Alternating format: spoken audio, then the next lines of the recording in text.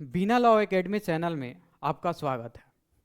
आज के वीडियो में एक सुप्रीम कोर्ट की लेटेस्ट जजमेंट जो कि आज ही आया हुआ है उसी के बारे में हम लोग देख रहे हैं कि ये जो केस है जो चेक से रिलेटेड है, चेक बाउंस से रिलेटेड है। तो चेक बाउंस का अगर कुछ हम प्रोविज़न के बारे में जानना चाहेंगे तो चेक बाउंस का सबसे जो मेन प्रोविज़न है वो section 138 of negotiable instrument act से गवर्न होती है। तो अगर आपका कोई भी चेक अगर बाउंस होती है तो सबसे पहले क्या कीजिएगा कि बैंक से आप रिटर्न मेमो ले लीजिएगा और रिटर्न मेमो लेने के 30 दिन के अंदर डिमांड नोटिस आप जो भी पर्सन जो चेक बनाया हुआ है ना उसको आप सेंड कर दीजिएगा। और डिमांड नोटिस में दो चीज़ें जरूर मेंशन होनी चाहिए। पहली कि जो आपका चेक अमाउंट है और दूसरा कि आपका जो भी अमाउंट है वो 15 दिन के अंदर दे दे। अगर 15 दिन में अगर वो नहीं देता है तो आप क्या कीजिएगा कि जो भी कॉम्पिटेंट जुरिडिक्शन कोर्ट होगा वहाँ पे आप केस फाइल कीजिएगा।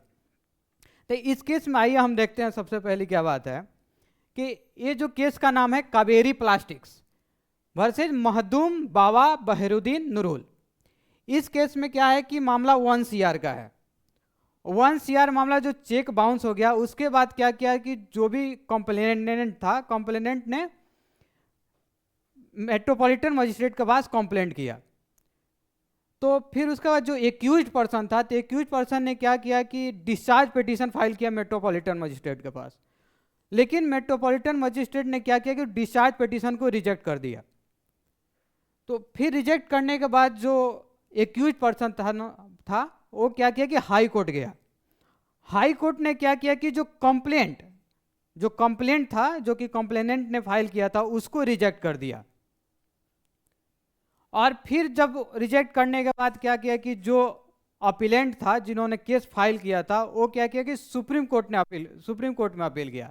तो सुप्रीम कोर्ट ने क्या किया कि जो हाई कोर्ट का जो रेशियो था, जो हाई कोर्ट का जजमेंट था, सेम जजमेंट को उसने अपील किया। तो उसमें अपील करने के सुप्रीम कोर्ट ने दो चीज़ें बातें बोली कि जो भी आपका अमाउंट है, जो चेक का अमाउंट है एकदम स्पेशली जो भी आप डिमांड नोटिस दे रहे हैं ना उसमें मेंशन होना चाहिए, ना कि कम ना कि ज़्यादा।